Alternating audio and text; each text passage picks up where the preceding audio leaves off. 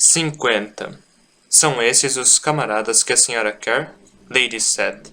Ariane examinou o vale e o exército que ele continha. Em seguida baixou os olhos para Hobart, o bandoleiro. Ele sorria ansioso. Bem, ele meio que sorria. Hobart tinha menos dentes que dedos, e destes também lhe faltavam alguns. Ariane sorriu de volta sobre o cavalo. Sentou-se de lado na sela, com as rédeas levemente presas entre os dedos. Sim, acredito que sejam eles, mestre Hobart. Robert olhou para seu bando de brutamontes lá atrás, sorrindo. Ariane tumultuou-os levemente, lembrando-os o quanto queriam a recompensa prometida. O exército de seu pai estendia-se diante deles à distância. Ela vagou por um dia inteiro, viajando para o oeste, procurando por ele, mas estivera seguindo na direção errada. Se não tivesse trombado com a pequena e útil gangue de Robert, teria sido forçada a dormir ao relento. E aquilo teria sido bem desagradável. Venha, mestre Robert, ela disse, avançando com o cavalo. Vamos lá encontrar o meu pai. O grupo seguiu alegremente, com um deles conduzindo o cavalo de carga. Havia um certo charme nos homens simples, como na gangue de Robert. Eles realmente queriam apenas três coisas: dinheiro, comida e sexo. E podiam, em geral, usar o primeiro para conseguir os outros dois. Quando ela encontrou esse grupo, abençoou sua sorte, apesar do fato de eles terem descido a encosta da colina em emboscada, com a intenção de roubá-la e violentá-la. Outro charme de homens como esses era que tinham pouquíssima experiência com a alomancia. Ela manteve controle sobre suas emoções quando eles cavalgaram na direção do acampamento. Ela não queria que chegassem a quaisquer conclusões decepcionantes, como resgates em geral são maiores que recompensas. Ela não conseguia controlá-los por completo, claro, podia apenas influenciá-los. No entanto, com homens tão rasteiros, era razoavelmente fácil ler o que se passava em sua cabeça. Era divertido como uma pequena promessa de riqueza podia transformar rapidamente brutos em quase cavalheiros. Claro, não havia muito desafio em lidar com homens como Robert. Não, nenhum desafio, como teria sido com Brisinha. Agora aquilo foi divertido e recompensador também. Ela duvidava que alguma vez encontraria um homem tão cioso de suas emoções e tão consciente das emoções alheias como Brisinha. Convencer um homem como ele, um homem tão experiente em alomancia, tão decidido de que sua idade o tornava inadequado para ela, a amá-la. Bem, aquilo era uma verdadeira conquista. Ah, Brisinha, ela pensou, enquanto saíam da floresta e entravam na encosta diante do exército. Será que algum dos seus amigos entende que homem nobre você é? Eles realmente não o tratavam bem o bastante. Claro, aquilo era esperado. Era o que Brisinha queria. As pessoas que o subestimavam eram as mais fáceis de manipular. Sim, Ariane entendia esse conceito muito bem, pois havia poucas coisas mais rapidamente descartadas que uma garota jovem e tola. Parados, um soldado disse, cavalgando com um guarda de honra. Estavam com as espadas sacadas. Fiquem longe dela. Ah, francamente, Ariane pensou, revirando os olhos. Ela tumultuou o grupo de soldados, aumentando sua calma. Não queria nenhum acidente. Por favor, capitão, ela disse quando Robert e sua gangue puxaram as armas, juntando-se a ela, incertos. Esses homens me resgataram na natureza selvagem e me trouxeram em segurança para casa com muito custo e riscos pessoais. Robert meneou a cabeça, com firmeza, um sentimento apenas um pouco reduzido, quando ele limpou o nariz na manga. O capitão olhou para o grupo de bandoleiros com trajes manchados de cinzas e retalhados. Então franziu o senho. Providencie que estes homens tenham uma boa refeição, capitão, ela disse com leveza, avançando com o cavalo. E dê a eles um lugar para pernoitar. Robert, enviarei sua recompensa assim que encontrar meu pai. Bandoleiros e soldados moveram-se atrás dela, e Ariane tumultuou-os para garantir, aumentando sua sensação de confiança. Foi difícil com os soldados, especialmente quando o vento mudou, soprando todo o fedor da gangue bandoleira sobre eles. Ainda assim, todos chegaram ao acampamento sem incidentes. Os grupos dividiram-se Ariane entregou os cavalos a um ajudante e chamou um pajem para avisar seu pai que ela havia voltado. Ela limpou seu vestido de montaria. Em seguida, caminhou a passos largos pelo acampamento, sorrindo amigavelmente, procurando uma banheira e outros confortos, os que haviam, que o exército poderia oferecer. No entanto, primeiro havia coisas que ela precisava resolver. Seu pai gostava de passar as noites em seu pavilhão de planejamento com abertura lateral, e naquele momento estava sentado lá, discutindo com um mensageiro. Olhou quando Ariane assobiou para entrar no pavilhão, sorrindo docemente para Lords Gallivan e Dethor, os generais de seu pai. Seth estava sentado numa cadeira de pernas altas para que pudesse ter uma boa visão da mesa e dos mapas. Bem, que inferno, ele disse. Você voltou mesmo. Ariane sorriu, rodeando a mesa de planejamento, olhando o mapa. Detalhava as linhas de suprimento até o domínio central. O que ela viu não era nada bom. Rebeliões em casa, pai? Ela questionou. E rufiões atacando minhas carroças de suprimento, Seth falou. O garoto Venture o subornou, aposto. Sim, é verdade, Ariane disse. Mas isso não importa agora. Sentiu minha falta? Ela deu um puxão forte para garantir seu senso de devoção. Seth bufou, puxando a barba. Garota tola, ele falou. Devia ter te deixado em casa, para que eu pudesse cair nas mãos dos seus inimigos quando eles levantassem a rebelião? Ela perguntou. Não, nós dois sabemos que Lord Yeoman se mexeria no momento em que você arrastasse seus exércitos para fora do domínio. E eu deveria ter deixado aquele maldito brigador te levar. Ariane ofegou. Pai, Yeoman teria me feito de refém. Você sabe como fico terrivelmente fraco quando fico trancafiada. Seth olhou para ela, e então, aparentemente sem querer, começou a rir. Você o faria servir comidas refinadas antes que o dia acabasse. Talvez eu devesse ter te deixado para trás. Assim, no mínimo, eu saberia onde você estava em vez de me preocupar para onde você fugiu. Não trouxe aquele Breeze idiota com você. Trouxe? Pai, Ariane soltou. Breezinho é um bom homem. Bons homens morrem rápido neste mundo, Ariane. Seth comentou. Eu sei, matei um bom número deles. Ah, sim, Ariane disse. Você é muito sábio, e tomar uma posição agressiva contra a luta dela teve um resultado muito positivo, não teve? Enxotado com o rabo entre as pernas, eu estaria morto agora se aquele Daven tivesse tão pouca consciência como você. Essa consciência não impediu que ela matasse uns 300 dos meus homens, Seth disse. Ela é uma jovem lady muito confusa, Ariane disse. De qualquer forma, eu me sinto obrigada a lembrá-lo que eu tinha razão. Deveria ter feito uma aliança com o garoto Venture, em vez de ameaçá-lo. Isso significa que você me deve 5 novos vestidos. Seth coçou a testa. Isso não é um maldito jogo, garota. Moda, pai, não é um jogo. Ariane disse com firmeza. Não posso encantar tropas de bandoleiros a me trazer em segurança para casa se estiver parecendo uma ratazana de rua, posso? Mais bandoleiros, Ariane? Seth perguntou com um suspiro. Você sabe quanto tempo nos custou para nos livrarmos do último grupo? Robert é um homem maravilhoso, Ariane disse, irritada, sem mencionar que é bem relacionado com a comunidade bandida local. Dê a ele um pouco de dinheiro e algumas prostitutas e talvez possa falar com ele para ajudá-lo com aqueles bandidos que estão atacando seus canais de suprimento. Seth fez uma pausa, olhando para o mapa. Em seguida começou a coçar a barba, pensativo. Bem, você está de volta, ele disse, por fim. Acho que teremos que cuidar de você. Suponho que deseja alguém para carregar uma liteira para você enquanto seguimos para casa. Na verdade, Ariane disse, não vamos voltar ao domínio, vamos voltar para a Luthadel. Seth não ignorou de pronto o comentário. Em geral, conseguia saber quando ela falava sério. Em vez disso, simplesmente balançou a cabeça. Luthadel não tem nada para nós, Ariane. Também não podemos voltar ao domínio, Ariane retrucou. Nossos inimigos são muito fortes e alguns deles têm alomânticos. É por isso que tivemos que vir para cá, em primeiro lugar. Não podemos sair da área até termos dinheiro ou aliados. Não há dinheiro no Luthadel, Seth falou. Acredito em Venture quando ele diz que o Atium não está lá. Concordo, Ariane falou. Revistei bem o palácio. Nunca encontrei um pedacinho de material. Isso significa que precisamos sair daqui com amigos. Em vez de dinheiro, Volte lá, espere uma batalha começar. Em seguida, ajude qualquer lado que pareça estar ganhando. Eles se sentirão em dívida conosco. Podem até mesmo deixar que vivamos. Seth ficou em silêncio por um instante. Isso não vai ajudar a salvar seu amigo Breeze, Ariane. A facção dele é de longe a mais fraca, e mesmo junto com o garoto Venger, duvido que poderíamos bater Strath ou aqueles colos. Não sem acesso à muralha da cidade, e muito tempo para se preparar. Se voltarmos, será para ajudar os inimigos do seu Brisa. Ariane ergueu os ombros.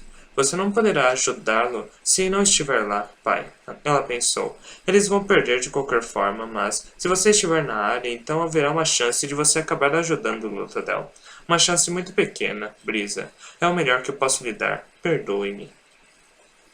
Ellen Venture acordou no terceiro dia fora de Luthadel, surpreso por se sentir tão repousada depois de uma noite passada numa tenda ao léu.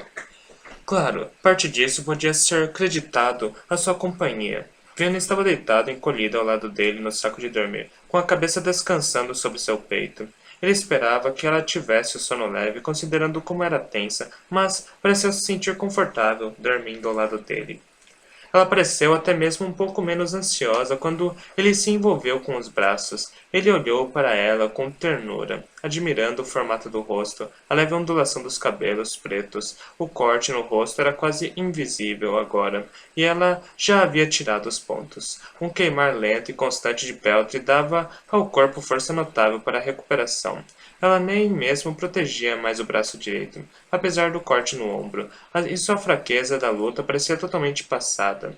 Ela ainda não lhe dera muitas explicações sobre aquela noite. Havia lutado com Zane, que aparentemente era meio-irmão de Ellen, e Tenson, o Kandra, partira. Ainda assim, nenhuma dessas coisas parecia poder ter causado a angústia que ele sentira nela quando ela ia até os aposentos de Ellen.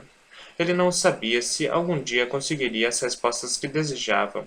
Mesmo assim, estava começando a perceber que poderia amá-la, ainda que não a entendesse totalmente. Ele se curvou e beijou o alto da cabeça de Ven. De imediato, ela ficou tensa e abriu os olhos. Sentou-se, expondo o torso nu. Em seguida, olhou ao redor, na pequena tenda. Era pouco iluminada com a luz da manhã. Finalmente, ela sacudiu a cabeça, olhando para ele. Você é uma má influência para mim.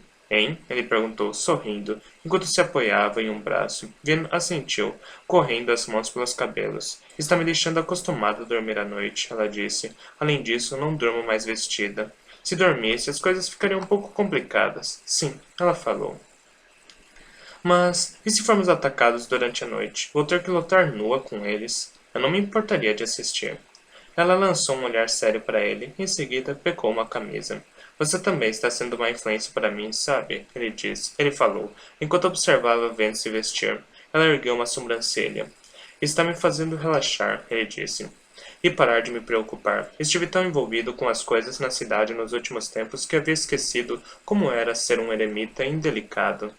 Infelizmente, durante nossa viagem, eu tive tempo de ler não apenas um, mas todos os 3 volumes de Artes da Erudição de Troubel.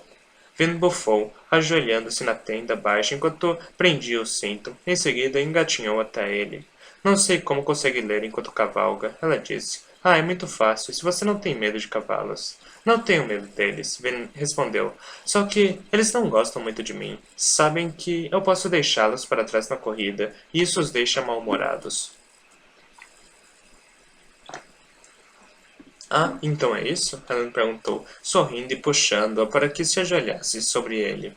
Ela assentiu, em seguida inclinou-se para beijá-lo. Porém, terminou depois de um instante, levantando-se. Ela deu um tapa na mão dele enquanto Ellen tentou puxá-la de volta.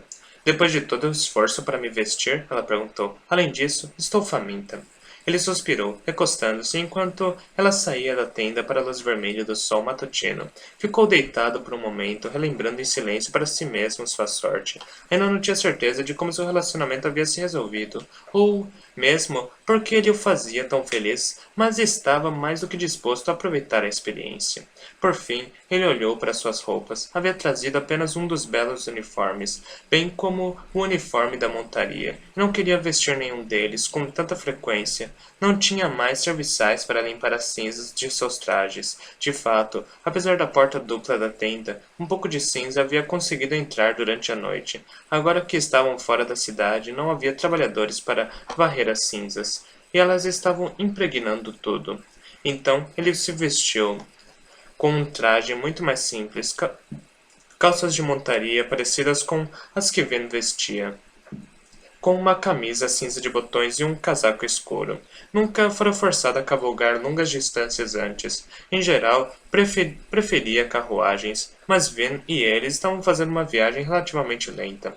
Não tinham uma urgência real. Os batedores de Strath não os seguiram por muito tempo, e ninguém os esperava no seu destino. Tinham tempo de cavalgar com calma, fazendo paradas, às vezes caminhando para não ficarem muito doloridos de tanto montar. Lá fora, ele encontrou Ven, atiçando a fogueira matinal e Fantasma cuidando dos cavalos. O jovem já tinha feito algumas viagens longas e sabia como cuidar dos animais. Algo que Ellen ficou envergonhado por nunca ter aprendido. Ellen juntou-se a Ven no fogareiro. Ficaram sentados por algum momento enquanto Ven cutucava o carvão. Ela parecia pensativa. O que foi? Ellen perguntou. Ela olhou para o sul. Então balançou a cabeça. Não é nada. Vamos precisar de mais madeira. Ela desviou o olhar para o lado, na direção onde o machado ficava ao lado da tenda. A arma ergueu-se no ar, disparando na direção dela com a lâmina diante. Ela deu um passo para o lado, agarrando o cabo quando ele passou entre ela e Ellen. Em seguida, caminhou até uma árvore caída. Deu 2 golpes nela, depois, com um chute, facilmente quebrou em duas. Ela tem um jeito de fazer o restante de nós se sentir um pouco supérfluo, não é? Fantasma falou, aproximando-se de Ellen. Às vezes, Ellen disse, com um sorriso. Fantasma sacudiu a cabeça. O que eu vejo ou ouço, ela consegue sentir melhor, e consegue lutar com o que ela encontrar. Toda vez que volto à luta dela, simplesmente me sinto inútil. Imagine ser uma pessoa normal, Ellen falou. Ao menos você é romântico. Talvez, Fantasma disse, ouvindo o som de Ven cortando a madeira vindo da lateral. Mas as pessoas te respeitam, El. Elas simplesmente não me levam a sério. Eu te levo a sério, Fantasma. É mesmo? O jovem perguntou. Quando foi a última vez que fiz qualquer coisa importante para a equipe? 3 dias atrás, Alan disse, quando concordou em vir comigo e com Ven. Você não está aqui apenas para cuidar de cavalos, Fantasma. Está aqui por suas capacidades de espião e olho de estanho. Você ainda acha que estamos sendo seguidos? Fantasma fez uma pausa. Então ergueu os ombros. Não consigo ter certeza. Acho que os batedores de Strath deram meia volta, mas eu continuo vendo alguém lá atrás. Mas nunca consigo uma boa visão. É o espectro das brumas, Ben falou, aproximando-se e jogando uma braçada de madeira ao lado do fogareiro. Está nos perseguindo.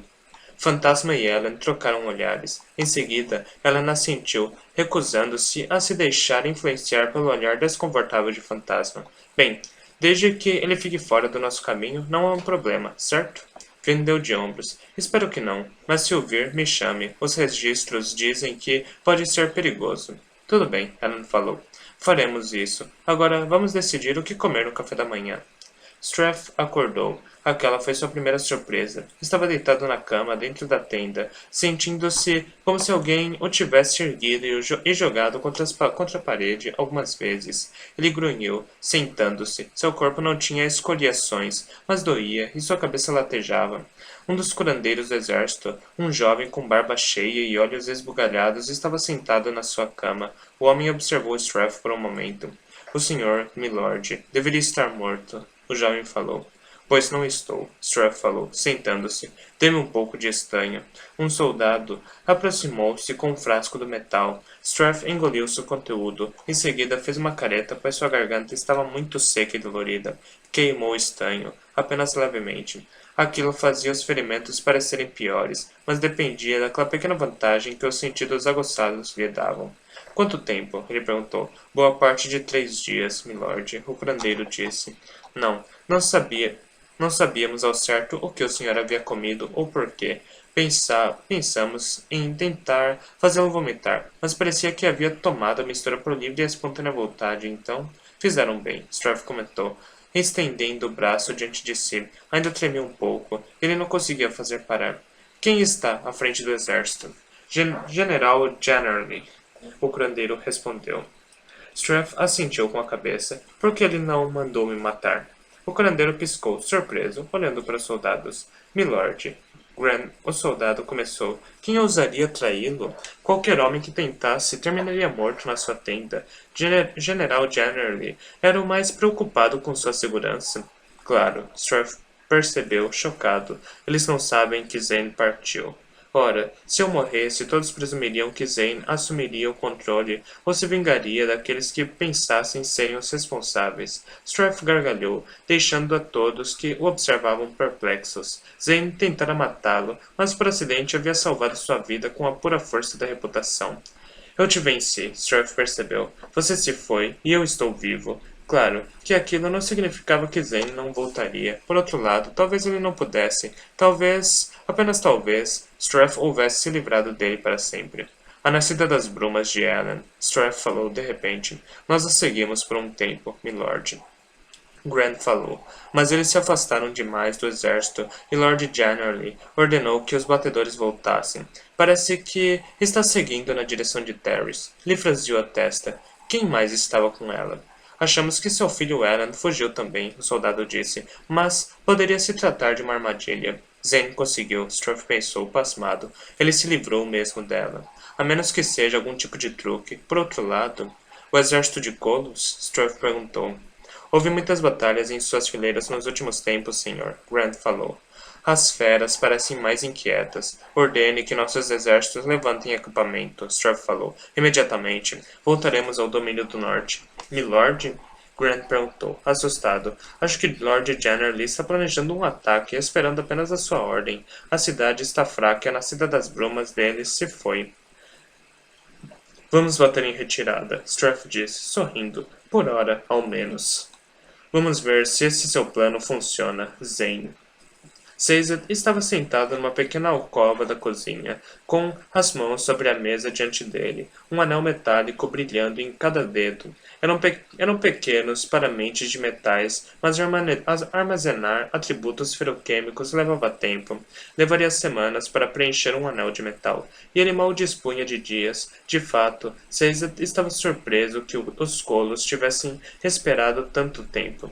3 dias. Não era muito, mas ele suspeitava que precisaria de qualquer vantagem imaginável para o conflito vindouro. Até então, ele fora capaz de armazenar uma pequena quantidade de cada atributo, bastante para dar força numa emergência, quando as outras mentes de metal se esgotassem. Trevo entrou na cozinha com seu caminhar claudicante. Ele parecia um borrão para Caesar, mesmo usando seus óculos, para ajudar a compensar a visão que estava armazenando em uma mente de estranho. Era difícil para ele enxergar. É isso, Trevo falou, sua voz abafada. Outra mente de metal estava tomando a audição de Caesar. Eles finalmente partiram. Caesar fez uma pausa por um momento, tentando decifrar o comentário. Seus pensamentos moviam-se como se estivesse numa sopa grossa, turgida, e levou um momento para entender o que Trevo dizia. Eles se foram. As tropas de Strath. Eles bateram em retirada. Ele tossiu baixo antes de responder. Ele respondeu a alguma das mensagens de Lord Penrod? Não, Trevo respondeu, mas executou o último mensageiro. Bem, isso não é um bom sinal, Caesar pensou, lentamente. Claro, não houve muitos bons sinais nos últimos dias. A cidade estava à beira da fome, e seu breve alívio do frio havia acabado. Nevaria naquela noite, se Caesar pressentia corretamente. Aquilo trazia um sentimento de culpa por ele estar sentado na alcova da cozinha, ao lado de uma estufa quente, tomando um caldo enquanto as mentes de metais surgiam. Sugavam sua força, saúde, sentidos e força de pensamento. Raramente ele tentava preencher tantos ao mesmo tempo. Você não parece muito bem, Trevo observou, sentando-se. Caesar piscou, pensando no comentário. Minha mente de ouro, ele falou devagar. Ela suga minha saúde para armazená-la. Ele olhou para sua tigela de caldo. Preciso comer para manter as forças, ele falou, mentalmente se preparando para tomar mais um gole. Era um processo estranho. Seus pensamentos moviam-se tão devagar que ele levava um momento para decidir comer. Em seguida, seu corpo reagia devagar, o braço levando alguns segundos para se movimentar. Finalmente, ele era capaz de levar uma colherada. aos lábios e tomá-la em silêncio. O caldo era insípido. Ele estava preenchendo o olfato também, e sem ele sua noção de gosto ficava gravemente prejudicada. Ele deveria estar deitado, mas se fizesse isso, arriscava-se a dormir, e, enquanto estivesse dormindo, não poderia preencher as mentes de metais. Ou, ao menos, poderia preencher apenas uma, a mente de bronze, com metal que armazenava prontidão. O forçaria a dormir mais em troca de permitir que ficasse sem dormir mais tempo em outra ocasião. Caesar suspirou cuidadosamente, abaixando a colher. Em seguida tossiu. Ele havia feito o melhor que pôde para ajudar a evitar o conflito. Seu melhor plano fora enviar uma carta a Lord Penrod, pedindo para informar Strath-Venture que Ven partira da cidade. Ele esperava que, assim, Strath se mostrasse disposto a fazer um acordo. Aparentemente, a tática falhara. Ninguém ouvia falar de Strath por dias. Seu destino aproximava-se como o inevitável nascer do sol. Penrod permitira que 3 grupos separados de cidadãos, um deles composto pela nobreza, tentassem fugir de Luthadel. Os soldados de Strath, mais alertas depois da fuga de Ellen, capturaram e massacraram cada grupo. Penrod enviara até mesmo um mensageiro a Lord Jastas Lecal, esperando conseguir algum acordo com o líder do sul, mas o mensageiro não retornou do acampamento Colos. Bem, Cleo falou, ao menos os mantivemos longe por alguns dias. Caesar pensou por um momento. Foi simplesmente uma postergação do inevitável, temo eu. Claro que foi, Trevo disse, mas foi uma postergação importante. Ellen e Vin estão quase a 4 dias de distância agora. Se a batalha tivesse começado cedo demais, pode apostar que a pequena senhora nascida das brumas teria voltado e se matado para nos salvar. Ah, Caesar falou com lentidão, forçando-se a levantar outra colherada de caldo. A colher era um peso morto em seus dedos dormentes. Seu tato, claro, estava sendo desviado para uma mente de estanho. Como estão as defesas da cidade? Ele perguntou, enquanto se esforçava com a colher. Terríveis, Trevo falou. 20.000 soldados podem parecer muito, mas tente espalhá-los por uma cidade deste tamanho.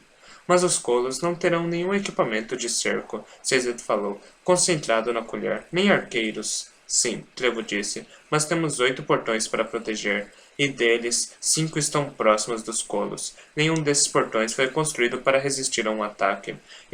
E do jeito que estão as coisas, mal posso destacar 2.000 guardas para cada portão, pois realmente não sei por qual caminho os colos chegarão primeiro. Ah, Caesar disse, baixinho. O que esperava, Terrizano? Trevo perguntou. Boas notícias? Os colos são maiores, mais fortes e muito mais malucos que nós. E estão em vantagem numérica. Caesar fechou os olhos, tremendo, a colher a meio caminho dos lábios. De repente, sentiu uma fraqueza que não estava relacionada às mentes de metal. Por que ela não foi com eles? Por que não escapou? Quando Caesar abriu os olhos, viu Trevo acenando para uma serviçal trazer algo para comer. A jovem voltou com uma tigela de sopa. Trevo encarou-a com insatisfação por um momento. Em seguida, ergueu a mão calosa e começou a tomá-la. Lançou um olhar para Caesar. Está esperando um pedido de desculpas da minha parte, Terrizano? Ele perguntou, entre colheradas. Caesar pareceu espantado por um momento. De forma alguma, Lord Cladden, ele disse, por fim. Bom, Trevo falou, você é uma pessoa bastante decente. Está apenas confuso. Caesar bebericou a sopa, sorrindo. É confortante ouvir isso, acho. Ele pensou por um momento. Lord Cladden, eu tenho uma religião para você. Trevo franziu a testa. Você não desiste, não é? Caesar baixou os olhos. Levou um momento para reunir o que ele estava pensando antes. O que você disse antes, Lord Cladden, sobre moralidade situacional, me fez pensar em uma fé conhecida como Dadradá. Seus praticantes estavam espalhados por muitos países e povos. Acreditavam que havia apenas um Deus e que havia apenas uma maneira correta de adoração. Trevo bufou. Não estou nem um pouco interessado nas suas religiões mortas, Terrizano.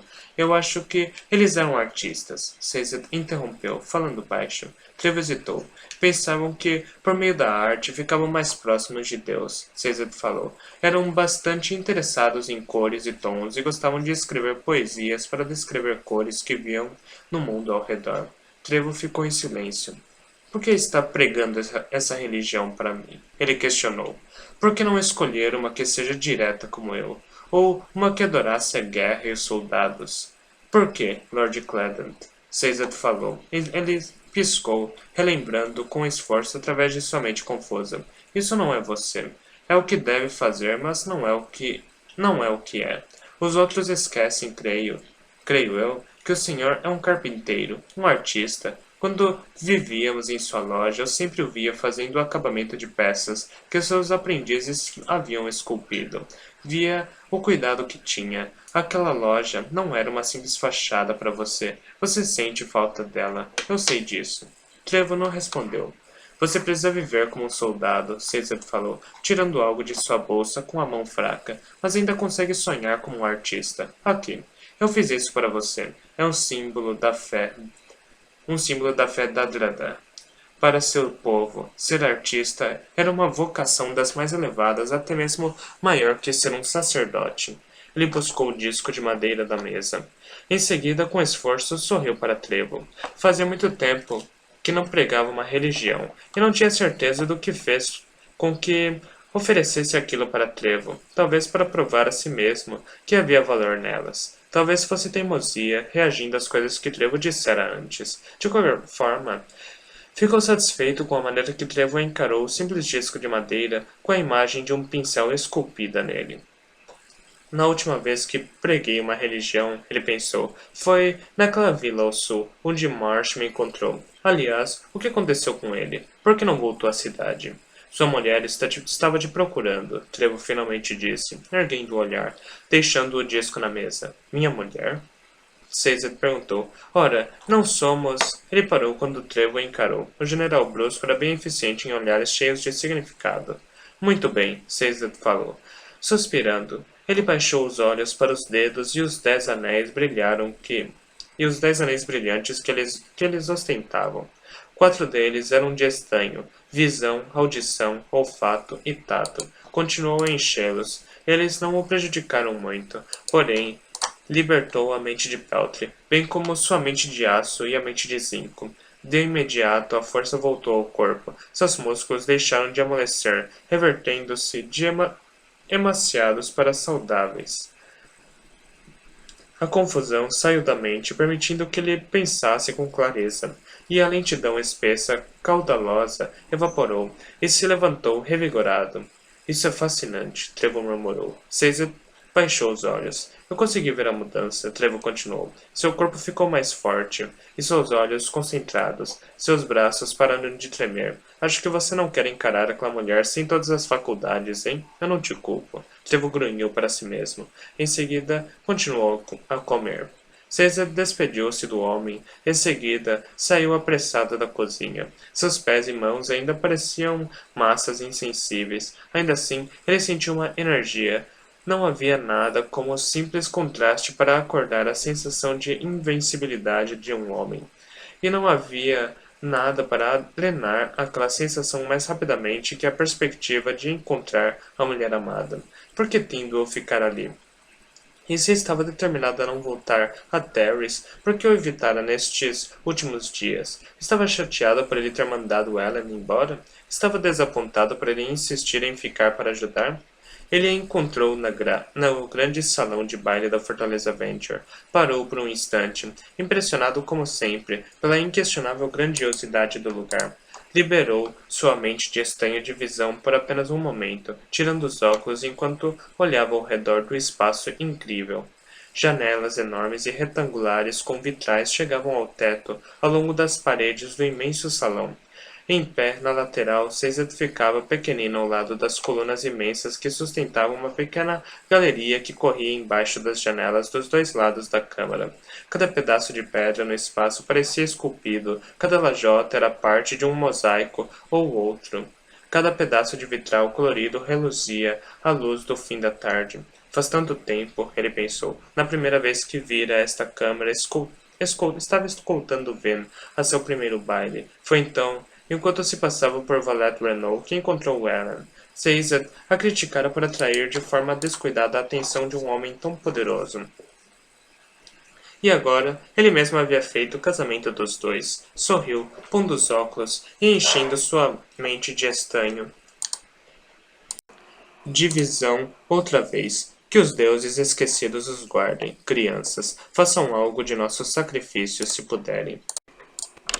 Tyndall estava falando com Dodgson e o pequeno grupo de funcionários no centro da sala.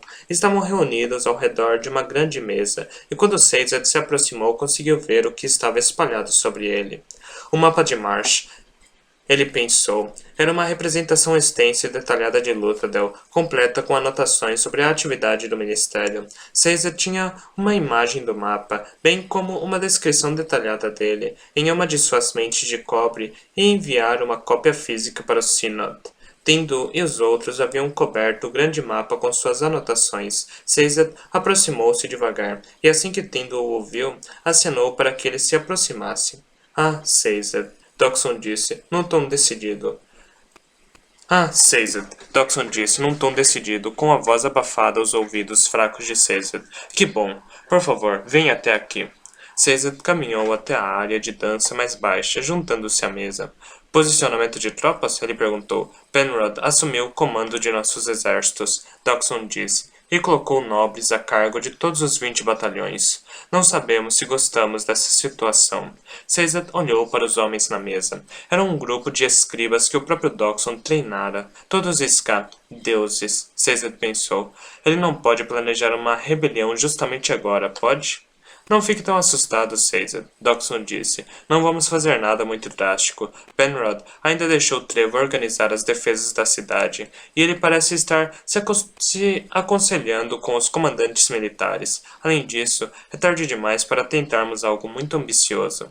Dodgson quase parecia decepcionado. No entanto, Dodgson falou, apontando para o mapa, não confio nesses comandantes que ele botou à frente. Eles não sabem nada sobre guerra, ou mesmo sobre sobrevivência. Passaram a vida pedindo bebidas e fazendo festas. Por que você os odeia tanto? Caesar pensou. Ironicamente, Dodgson era da gangue, o que mais parecia um nobre. Ficava mais natural num terno que brisa. Era mais articulado que Trevo ou Fantasma. Apenas sua insistência em usar uma barba nada aristocrática o fazia se destacar. A nobreza pode não conhecer a guerra, Caesar falou, mas tem experiência em comandar, creio eu. Verdade. Dodgson concordou. Mas nós também temos. Por isso, quero um dos nossos perto de cada portão. Apenas no caso de as coisas ficarem ruins. E alguém realmente competente precisa assumir o comando. Dodgson apontou para a mesa na direção de um dos portões. O portão de aço. Um portão de aço. Havia uma anotação sobre 1000 homens em uma formação defensiva. Este é o seu batalhão, Caesar. O portão de aço é o mais distante que os colos alcançarão, e assim talvez você nem veja uma luta. No entanto, quando a batalha começar, quero você lá com um grupo de mensageiros para trazer a notícia para a Fortaleza Venture, caso seu portão seja atacado. Vamos organizar um posto de comando aqui, no salão de baile principal. É facilmente acessível com aquelas portas amplas e pode acomodar bastante movimento. E era um tapa não muito sutil no rosto de Alan Venture e da nobreza em geral, usar um espaço tão belo como um ambiente do qual se administraria uma guerra. Não é surpresa que ele tenha me apoiado no envio de Alan e Ven para longe. Com eles fora, ele ganhou o controle incontestável da gangue de Kelzer. Não era ruim. Dodgson era um gênio organizador e um mestre no planejamento rápido. No entanto, tinha seus preconceitos. Sei que você não gosta de lutar, Seis. Dodgson comentou, inclinando-se com as duas mãos sobre a mesa. Mas precisamos de você. Acho que ele está preparado para a batalha, Lord Dodgson, Tyndall falou, encarando Caesar. Esses anéis nos dedos dele dão um bom indício de suas intenções. Caesar olhou para ela do outro lado da mesa. E qual é o seu papel nisso, Tyndall? Lord Dodgson veio até mim buscar aconselhamento, Tyndall falou. Ele mesmo tem pouca experiência em guerras e quis saber das coisas que estudei sobre os generais no passado. Ah, Caesar falou. Ele se virou para Dodgson, franzindo o senho e pensando. No fim, ele meneou a cabeça. Muito bem, farei parte do seu projeto, mas preciso alertá-los contra uma criação de discórdia. Por favor, diga aos homens para não romperem a cadeia de comando, a menos que absolutamente necessário. Dodgson assentiu. Agora, Lady Tyndall, Caesar disse. Poderíamos conversar um momento em particular? Ela concordou e eles pediram licença, caminhando até a galeria suspensa mais próxima. Às sombras atrás de um dos pilares, Caesar virou-se para Tyndall. Ela parecia tão impecável quanto equilibrada, tão calma, apesar da situação desesperadora. Como conseguia? Você está armazenando uma grande quantidade de atributos, Caesar. Tyndall observou, olhando para os dedos dele de novo. Certamente tem outras mentes de metal preparadas desde antes? Usei todas as minhas pronti... Usei toda a minha prontidão e velocidade para vir à luta dela, Caesar falou, e não tenho nenhuma saúde armazenada. Gastei a última para superar uma doença quando estava ensinando no sul. Tinha a intenção de preencher outra, mas estivemos ocupados demais. Tenho uma grande quantidade de força e peso armazenados, bem como uma boa seleção de mentes de estanho. Ainda assim, não é possível estar bem preparado em excesso, creio eu. Talvez, Tyndall falou. Ela olhou para trás, para o grupo ao redor da mesa. Se houver algo a fazer, além de pensar no inevitável, então a preparação não foi um desperdício, eu acredito. Caesar sentiu um arrepio. Tyndall, ele disse em voz baixa, por que ficou? Não há lugar para você aqui. Não há lugar para você também, Caesar. Eles são seus amigos, ele falou. Não os deixaria. Então, por que convenceu seus líderes a partir? Para que fugissem e vivessem, Caesar falou. Sobreviver não é um luxo dado com frequência a líderes, Tyndall falou. Quando aceitam a devoção de outros, precisam aceitar a responsabilidade que vem dela. Essas pessoas vão morrer, mas não precisavam morrer sentindo-se traídas. Elas não foram. Elas esperam ser salvas, Caesar. Tyndall sibilou. Mesmo aqueles homens logo ali, até Doxon, o mais prático nesta turma, acreditam que sobreviverão. E sabe por quê? Porque lá, no fundo, eles acreditam que algo os salvará. Algo que os salvou antes. A única parte do sobrevivente que restou. Ela representa a esperança para eles agora. E você a mandou embora. Para que viva, Tyndall, Caesar repetiu. Teria sido um desperdício perder Vin e Ellen aqui. A esperança nunca é um desperdício, Tyndall falou, com olhos faiscantes. Pensei que você, entre todas as pessoas, entenderia isso. Acredita que foi a teimosia que me manteve viva todos esses anos nas mãos dos procriadores? É a teimosia ou a esperança que manteve você aqui na cidade? Ele perguntou. Ela ergueu os olhos para ele. Nenhuma das duas. Caesar olhou para ela por um longo momento na alcova escurecida. Os planejadores conversavam no salão de baile, suas vozes ecoavam. Fragmentos de luz das janelas refletiam no piso de mármore, lançando fios de iluminação pelas paredes. De forma lenta, desajeitada, Caesar envolveu Tyndall com os braços. Ela suspirou, deixando-se abraçar. Ele liberou suas mentes de estanho e deixou seus sentidos voltarem, inundando-o. A suavidade da pele e o calor do corpo dela arrebataram-no, enquanto ela se movia para mais perto do abraço, descansando a cabeça no peito de Caesar, o cheiro dos cabelos, sem perfume, mas limpos e frescos, preencheu suas narinas e era a primeira coisa que cheirava em 3 dias. Com mão inábil, Caesar tirou os óculos para poder vê-la com nitidez. Quando os sons voltaram aos ouvidos por completo, ele conseguiu ouvir Tyndall respirando diante dele. Sabe por que eu te amo, Caesar? Ela perguntou, baixinho. Não consigo imaginar. Ele respondeu, honestamente. Porque você nunca cede, ela disse. Outros homens são fortes como tijolos, firmes, inflexíveis, mas se você bate neles o bastante, eles racham. Você é forte como o vento, sempre lá, tão disposto a se curvar, mas nunca pede desculpas pelas vezes em que precisa ser firme. Não acredito que algum dos seus amigos entende o poder que tinha em você. Tinha, ele pensou. Ela já pensa em tudo isso no passado, e parece certo que ela o faça. Temo que nunca seria o bastante para salvá-los. Caesar sussurrou. Mas foi o bastante para salvar 3 deles. Tyndall disse. Você errou em mandá-los embora, mas talvez tenha acertado também. Caesar apenas fechou os olhos e abraçou-a, amaldiçoando-a por ficar, ainda assim, amando-a por isso ao mesmo tempo. Naquele momento, os tambores de alarme no topo da muralha começaram a tocar. E assim, fiz a aposta final.